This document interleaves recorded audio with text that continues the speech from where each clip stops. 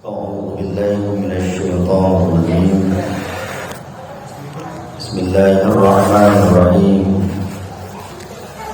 رب اشرح لي صدري ويسر لي أمري واحلل عقدة من لساني يفقهوا قولي. السلام عليكم ورحمة الله وبركاته.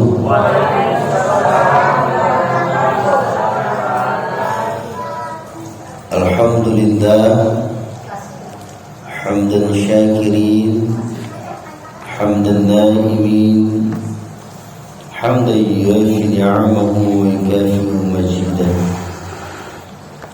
يا ربنا لك الحمد كما ينبغي لجلال وجهك الكريم وعظيم سلطانك.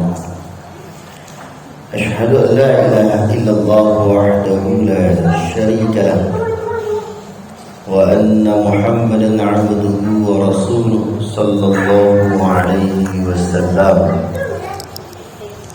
اللهم صل وسلم على هذا النبي الكريم وعلى آله وصحبه أجمعين. أما بعد،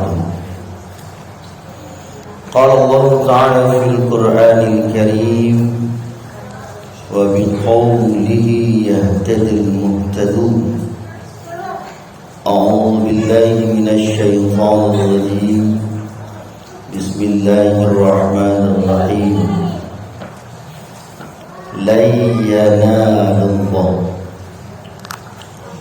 لحومها ولا دماؤها ولكن يناله التقوى منكم كذلك سخر لكم لتكبروا الله على ما هداكم وبشر المحسنين.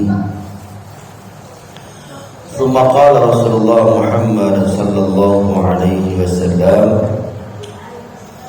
إن الله لا ينظر إلى صوركم وأموالكم ولكن ينظر إلى قلوبكم وأعمالكم. صدق الله العظيم وصدق النبي صلى الله عليه وسلم. Segala puji bagi Allah, Tuhan semesta alam. Salam dan salawat kita hadiahkan kepada baginda Rasulullah Muhammad sallallahu alaihi wasallam. Bapak Ibu yang dimuliakan Allah, Ramadan cepat berlalu sehingga tanpa terasa baru kadape nikmat ini baru nak selesai. Yang kedua, masuk di bulan Syawal tanggal 1 kita mulai tukabbirullah ala ma hadakum, bertakbir dalam rangka memuji Allah, mengesahkan Allah.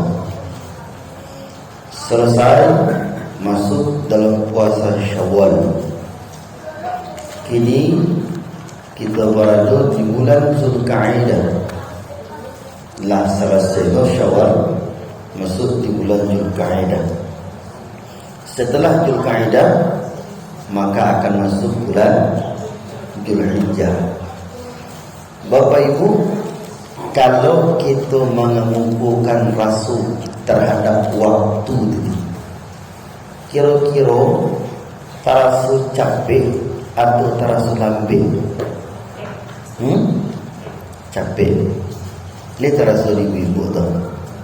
Ya.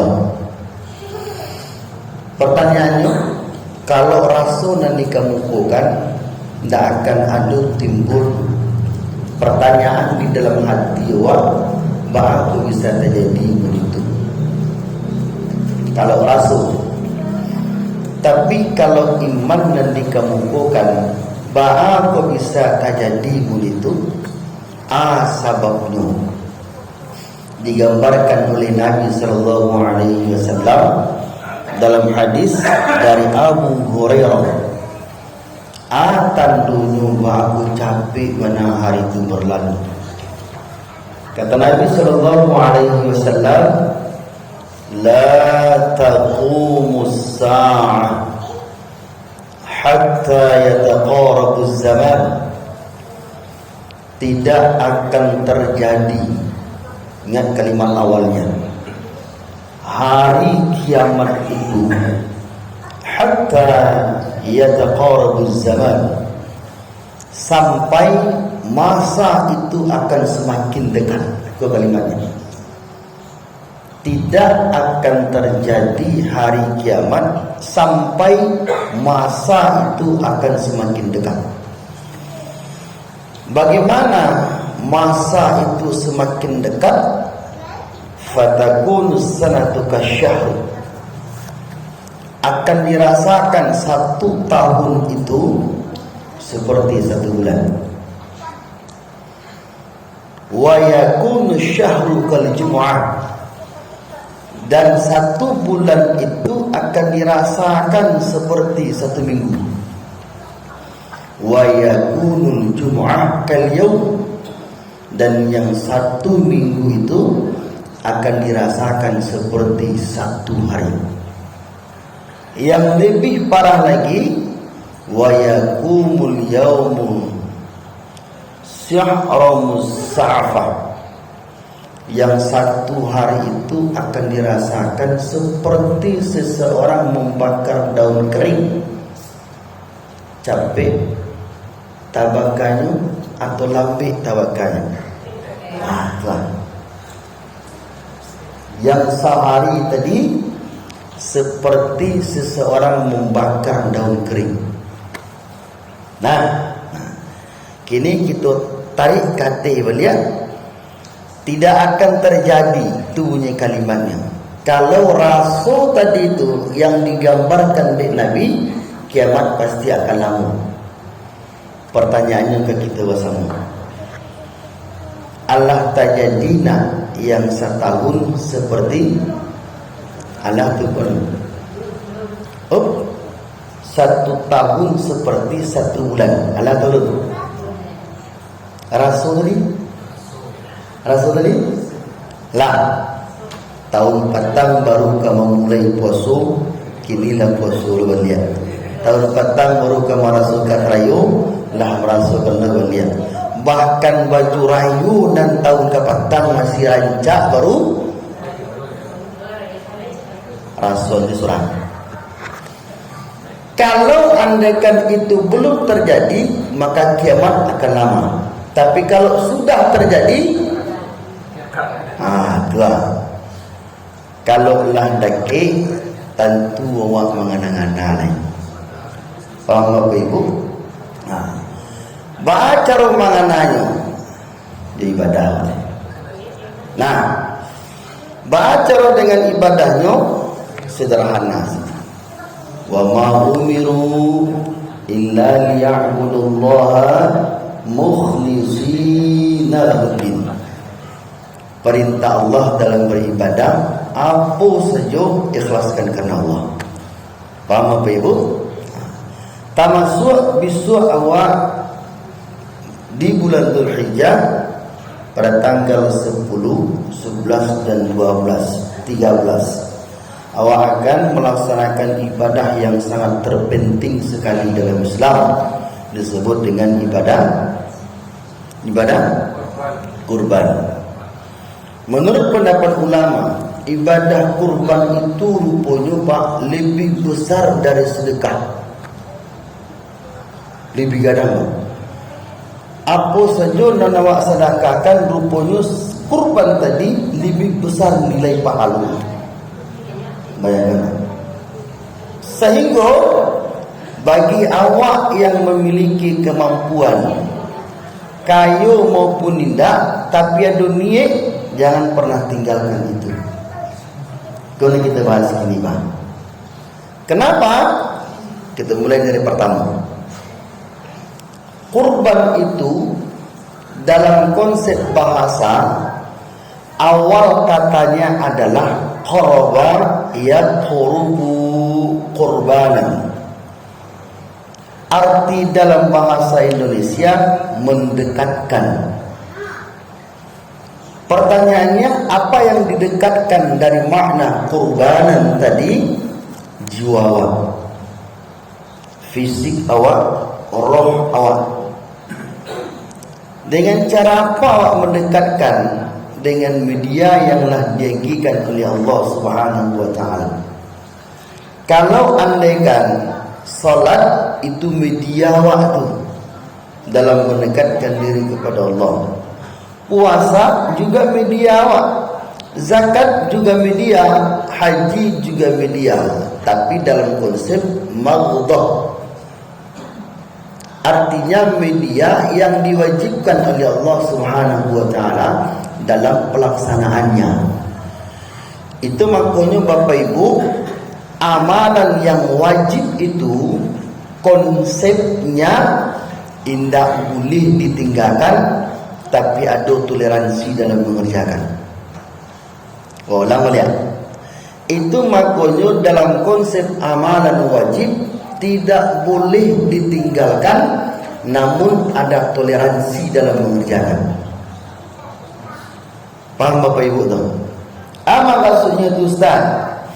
Kalau Allah wajib namanya, berarti apapun bentuk yang diperintahkan oleh Allah dalam Islam, kondisi dan situasi bagaimanapun awak tetap harus laksanakan. Contoh, kita sehat, badan kuat, melaksanakan solat tegak atau duduk? Tegak. Sudah itu oyong panjang bang, tidak bisa tegak. Solat dalam keadaan duduk, rupanya mengeretik badan gua, tidak bisa. Akhirnya solat dalam keadaan berbaring. Terakhir dari pundak sampai ke kaki stroke, yang bisa bergerak cuma kepala. Maka solat dalam keadaan isyarah. Apa itu isyarah? Kedipan mata. Nah, pertanyaannya, dalam kondisi yang seperti itu, hukum solat apa? Bolehkah ditinggalkan? Toleransi ada. Kalau Allah dengan isyarah indah jua solat, jawab solat. Berarti ibu mengencari solat kan mencari ke ustaz. Lenda ustaz lain minta ke solat lenda. Itu gitu. Nah, begitu juga dengan yang puasa, musafir, uzur, sakit menahun, menyusui dan hamil.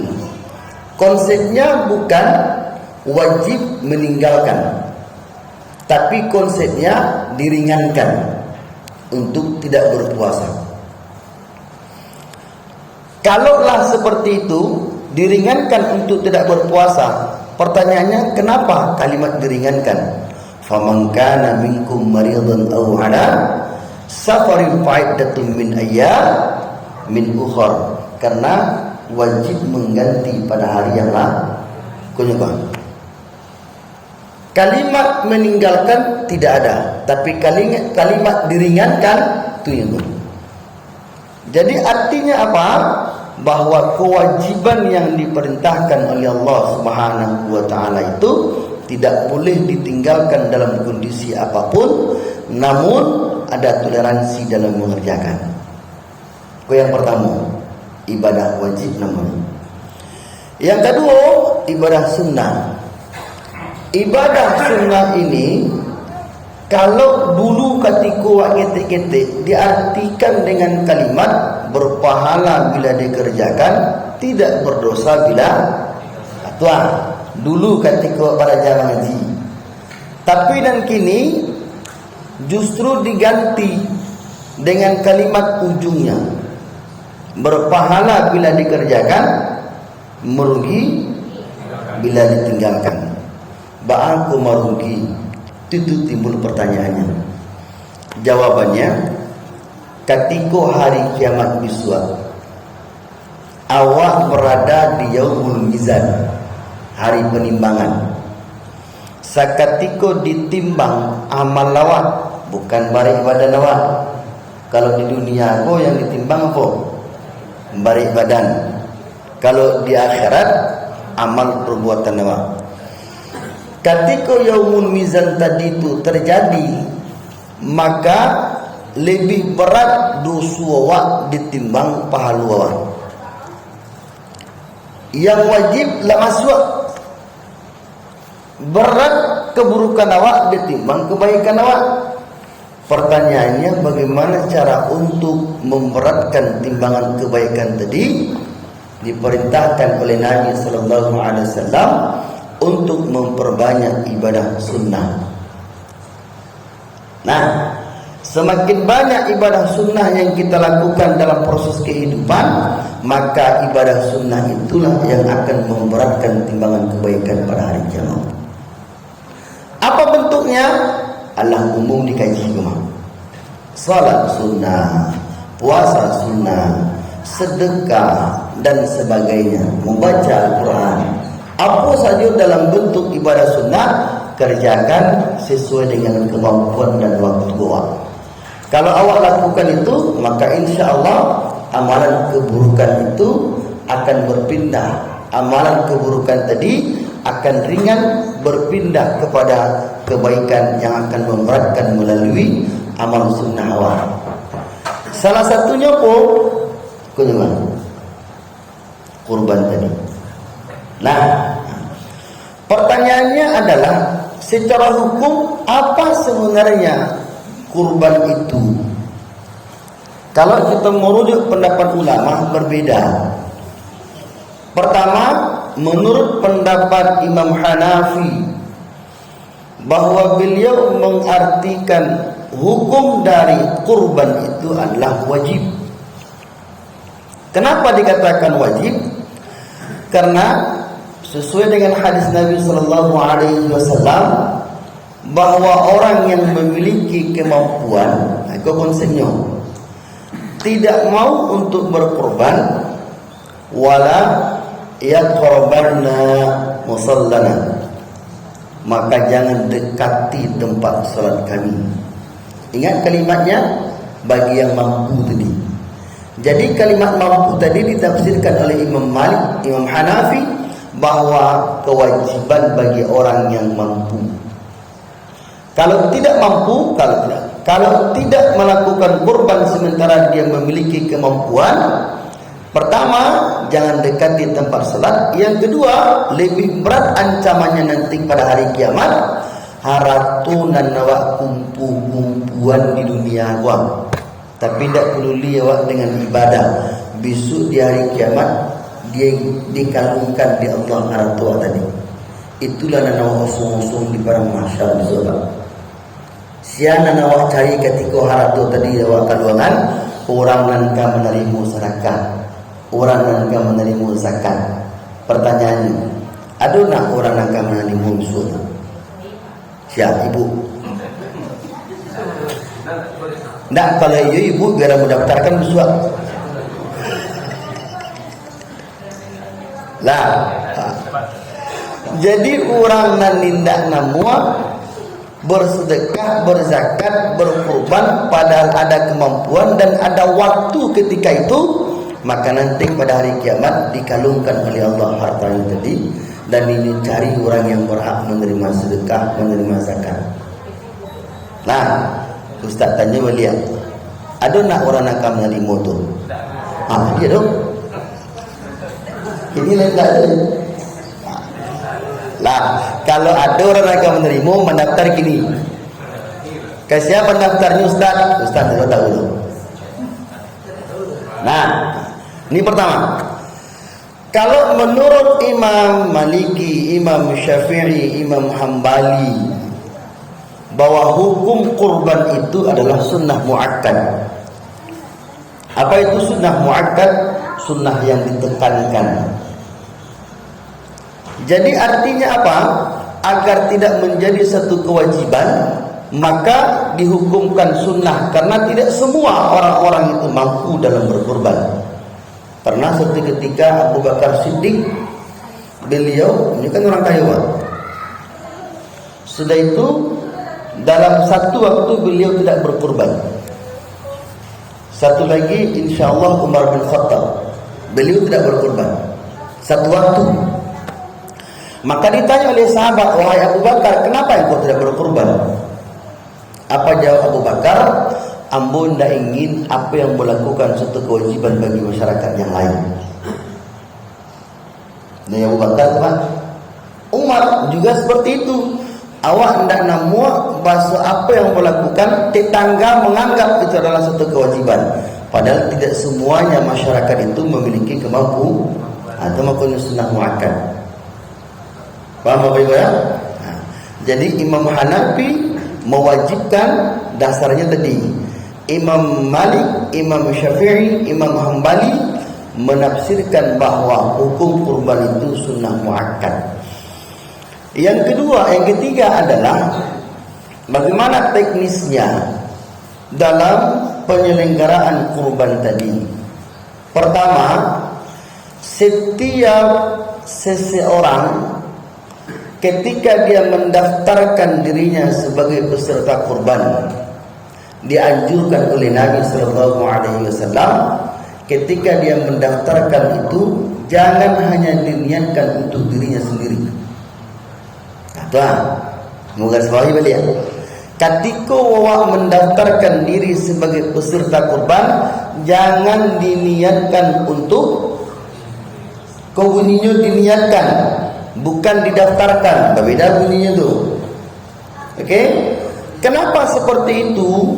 Karena Nabi Sallallahu Alaihi Wasallam setiap beliau berkurban tiap hari, beliau tidak pernah menjadikan dirinya pribadi untuk berkurban. Bahkan ketika beliau menyembelih hewan kurban yang telah dikurbankan oleh Rasulullah Sallallahu Alaihi Wasallam, beliau mengatakan, "Hadza minka wa ali wa ummati." Ini adalah kurbanku, kurban keluargaku dan kurban seluruh. Artinya apa? Tidak boleh kita meniatkan ketika kita memiliki kemampuan untuk berkorban untuk awak seorang. Untuk awak seorang. Paham ya? Kecuali mendaftarkan. Kalau Allah terjadi seperti itu, maka awak insyaallah lah. Kalau memang ikhlas karena Allah kurban awak tadi itu, indah awak saja dan masuk surga. Siapa tahu dia? Tuan. Keluarga awak tahu bagaimana. Kalau apa suami yang menjadi peserta kurban, tahu bini, tahu anak. Kalau ibu, tahu lo suami, tahu anak. Kalau anak, tahu saudaranya. Itu diajarkan bang, diajarkan. Kenapa? Pernah salah satu sahabat, beliau seorang ayah, beliau mendaftarkan dirinya sebagai peserta kurban. Maka apa kata beliau? Aku berkurban untuk diriku dan untuk keluarga. Aku prinsip teknisnya yang pertama. Jadi kalau kita lakukan seperti itu, mudah-mudahan tabau saudaranya keluarga awak ke dalam surganya Allah. Amin. 2. Yang ketiga, khusus bagi panitia. Mohon maaf Bapak Ibu, kamu tidak mengajari, cuma memberitahu. Panitia dalam kajian fikih disebut muwakkil bil ujrah. Itu namanya muwakkil bil ujrah. Artinya apa? Perwakilan bagi peserta kurban. Kalau disebut perwakilan, pertanyaannya, punya hak sepenuhnyakah panitia itu terhadap hewan kurban? Bertanya balik. Kalau disebut sebagai wakil, punya hak sepenuhnya kah panitia kurban itu? Tidak. Kenapa? Kalau andaikan punya hak panitia tadi sebagai pelaksana teknis dalam hewan kurban, berarti mereka menganggap bahwa kurban itu adalah untuk dirinya dan dari dia. Harusnya seperti apa? Apa yang harus dilakukan oleh panitia kurban itu harus memiliki akad dalam pelaksanaan teknis. Contoh, dalam biaya peserta satio peserta kurban itu disiko barang 2 ampek. Oke. Nan 2 ampek tadi itu pitinyo dasar dari uang kurban peserta. Dalam pelaksanaannya patamu itu membeli jawi sebagai hewan kurban. Sudah itu awak mengupahkan tukang jagal. Sudah itu baru awak menjual kulit dari hewan kurban tadi. Pertanyaannya, itu kanlah umum terjadi itu, Pak. Menyewa tukang jagal yang menagih. Sudah itu dari kulit hewan kurban awak jual. Kalau pemakaiannya secara umum kan kita serahkan kepada nayati. Pertanyaannya bukan itu. Sakatiko untuk operasional semua dari pelaksanaan kurban tadi awak mengeluarkan biaya. Pertanyaannya, biaya tadi dari biaya kurban atau di luar dari biaya kurban? Nan awak keluarkan untuk menggaji.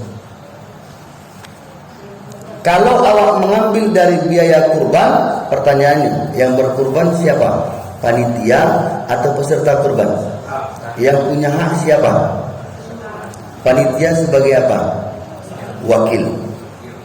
Allah sahkah, Allah adokah akad dari peserta kurban terhadap menyewa, membiayai, menggaji tukang jagal tadi? Allah ado akad atau lun? Nah, kalau Allah, alhamdulillah. Kalau alun, disikonya. Kenapa? Kalau kita merujuk dari hadis Nabi Sallallahu Alaihi Wasallam bahwa penjagal itu tidak boleh diupah dari uang kurban. Itu makanya teknisnya Bapak Ibu, mohon maaf, dari 2 juta ampere rati tadi, setiap peserta itu panitia pelaksana teknis di lapangan harus menyampaikan akad bahwa satu, dari 2 juta ampere rati awak sisukan 100 untuk operasional. Di sidang sarolanya bali itu, membiayai itu. Oke? Berarti 2.300.000 itulah untuk membeli hewan kurban. Operasional tadi tidak boleh digabung dengan piti kurban dan pembali hewan kurban. Harus dipisahnya. Sehingga ketika awak pisah, Allah ada akad dengan peserta kurban, sah, maka muwakil bil ujrah panitia tadi bergerak untuk melaksanakan biaya operasional. Diimbau tukang jagal boleh, karena Allah sah, Allah ada izin dari peserta kurban. Kalau andaikan indah ada izin, di sini nilai hukum tidak boleh mengambil dari uang peserta kurban tadi untuk operasional tanpa ada izinnya. Nah, dan itu Bapak Ibu mohon maaf, Allah umum dilakukan di orang. Karena prinsip dari panitia itu berstatus sebagai perwakilan dari peserta kurban, maka wajib berkomunikasi. Itu makanya Bapak Ibu, sejak 2 tahun yang lalu itu panitia setiap peserta yang Allah mendaftar nyubit grup. Siapa saja pesertanya Pak, nyubit grup. Sudah itu kalau andaikan di tempat yang lain semua peserta kurban itu ini datangkan di masjid, ini sampaikan di panitia dalam bentuk sosialisasi teknis. Kalau Allah oke, Allah ada perjanjian, barulah panitia kurban tadi bergerak sesuai akad dan bekerja sesuai dengan aturan. Itu prinsipnya. Oke Pak ya? Nah, sudah itu bagaimana dengan kulit? Itulah umum. Kalau di zaman Nabi kita samakan di zaman kini memang berbeda. Cuma ijma ulama, kalau andaikan kulit tadi itu bisa dibagi sepanjang boleh, sepanjang bisa dimanfaatkan oleh peserta korban, bagi sepanjang bisa dimanfaatkan. Tapi kalau tidak bisa dimanfaatkan, ada sini sosialisasi tadi dipangan dewa kuliko, dijual, iyo. Setelah dijual, kama dipayan, masukkan kepada fakir miskin, bagi. Tindak dalam kas dimasukkan apa? Dibagi. Katiko itu jual tak jual, katiko itu jual tak bagi dewa. Jadi fakir miskin mendapatkan jatah dari peserta korban sesuai dengan akad awal tadi. Yang ketiga tentang teknisnya. Yang keempat, cara menyembelih. Cara menyembelih ni Pak. Kalau nak nawak lihat cara menyembelih, pertama dalam merabahkan jawi. Kalau tiba dewa mencelinya, auzubillah, mudi orang macakak. Bapak Ibu pernah menceli orang macakak? Lain, mudi itu tu. Yang tabedo jawiko ala rabah, kakinyo ala takabe, inyo impi lo pau inyo di orang nagapu. Pindah gapu syukur Pak sampai lain. Inyo impi lo Pak, masya Allah.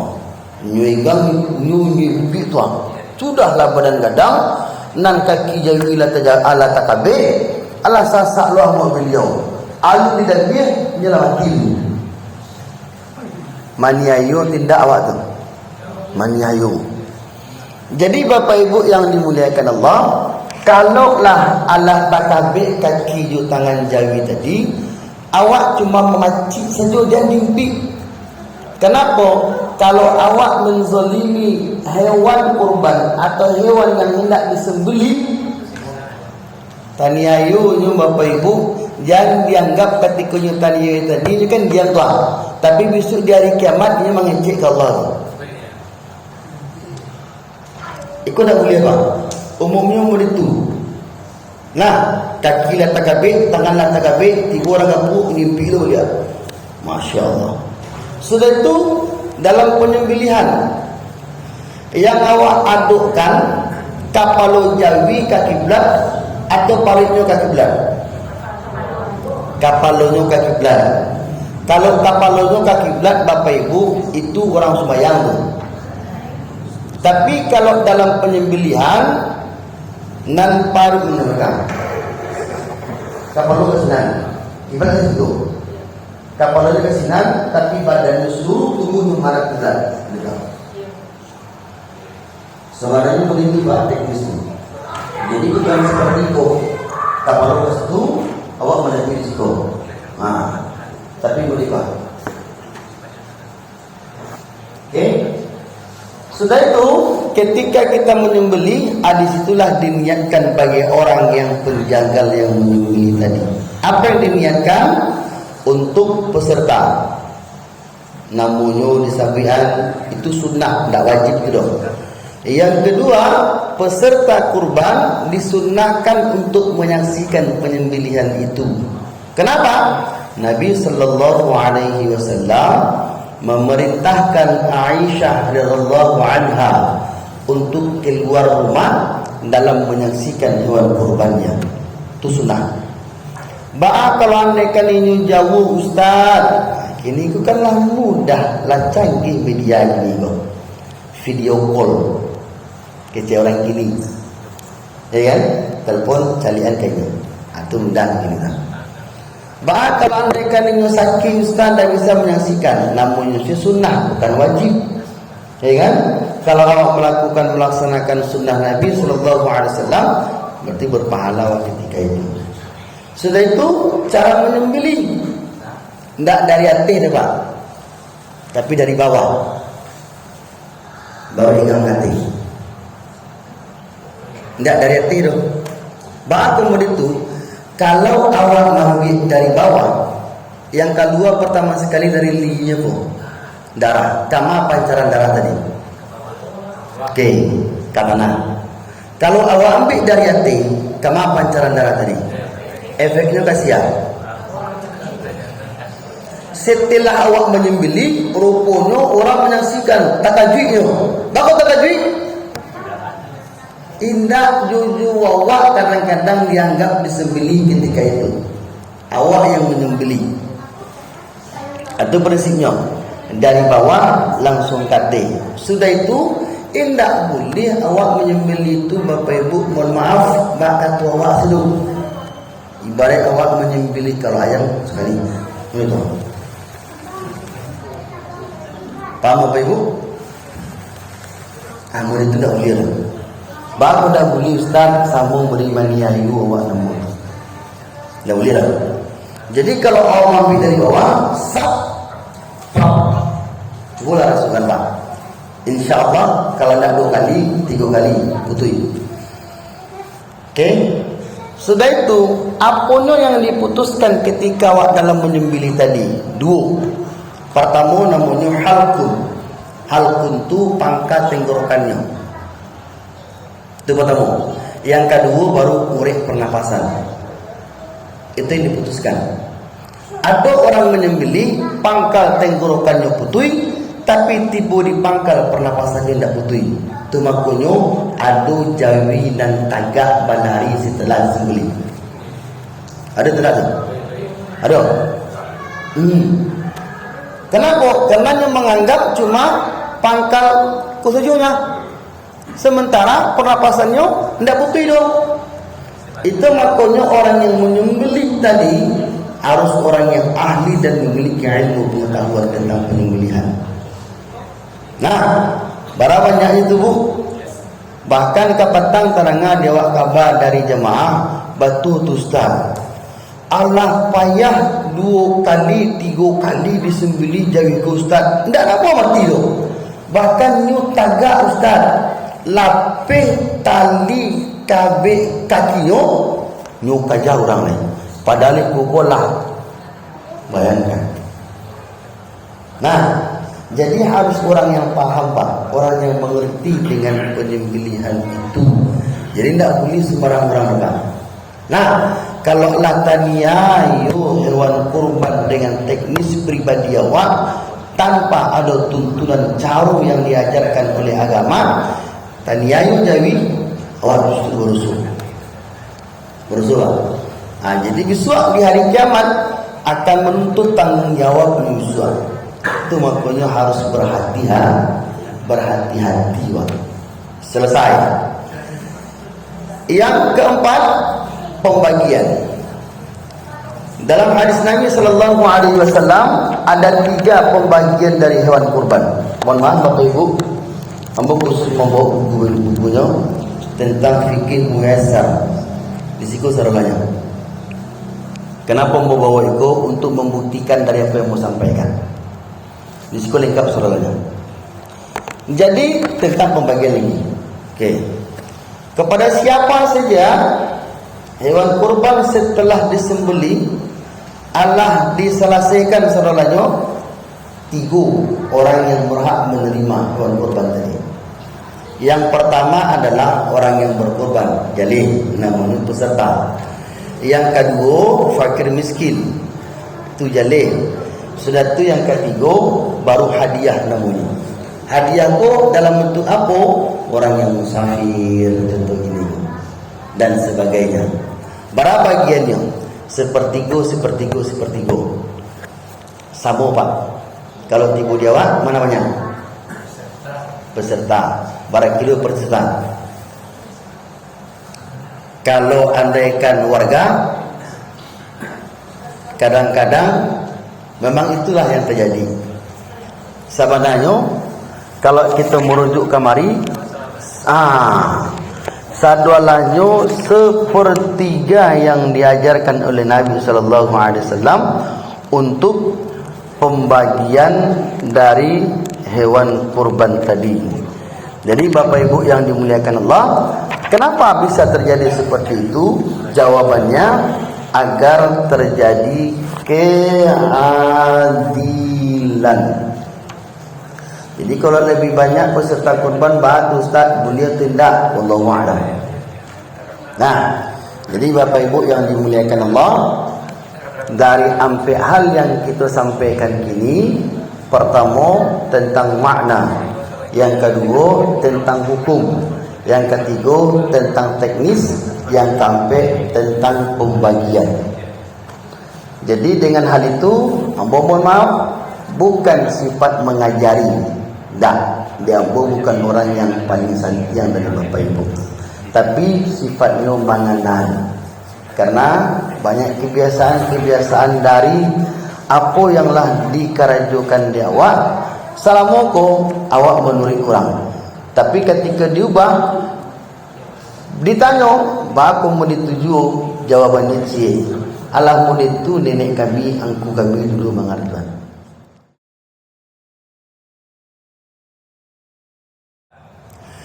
Pertanyaannya, bolehkah non-muslim menerima hewan kurban? Jawabannya boleh. Tapi tujuannya apa? Untuk memotivasi. Contoh, kalau kita alihkan ke pertanyaan lain. Pertanyaan lainnya, bolehkah non-muslim masuk ke dalam masjid? Jawabannya apa? Masuk dia. Bertanya dia, bolehkah non-muslim masuk ke dalam masjid? Boleh, sholat boleh. Pertanyaan Ustaz jawab dulu. Boleh, yang tak boleh apa? Sholat. Kalau masuk boleh, tapi menurut pendapat ulama ada. Itu tidak boleh baru masuk ke dalam masjid bilang. Tetap punya etikanya. Kenapa? Bisa jadi ketika non-muslim masuk ke dalam masjid, awak ada acara keislaman. Contoh, akad nikah kadang-kadang tuh. Ya kan? Yang adiknya adalah masuk ke dalam Islam, sementara kakaknya masih Kristen. Nah, ini ingin menyaksikan adiknya akad nikah di masjid. Bolehkah kakak itu masuk ke dalam masjid? Boleh untuk menyaksikan itu. Bisa jadi menurut pendapat ulama, ketika yang menyaksikan proses dari akad nikah yang dicalik dari beliau tadi, termotivasi untuk berusaha. Oke? Oke. Yang kedua, kalau tidak ada bananan muslim naik baru ini. Orang muslim, orang miskin, orang fakir masih banyak yang tidak mendapat. Ya kan? Gitu. Oke, sip. Itu saja. Mohon maaf Bapak Ibu kalau ada kesalahan dari yang disampaikan, kalau ada kekhilafan dari yang disampaikan, cuma lupa mengenal, mudah-mudahan ada berkahnya insyaallah. Subhanakallahumma wa bihamdika asyhadu an la ilaha illa anta astaghfiruka wa atubu ilaik. Walhamdulillahi rabbil alamin. Assalamualaikum warahmatullahi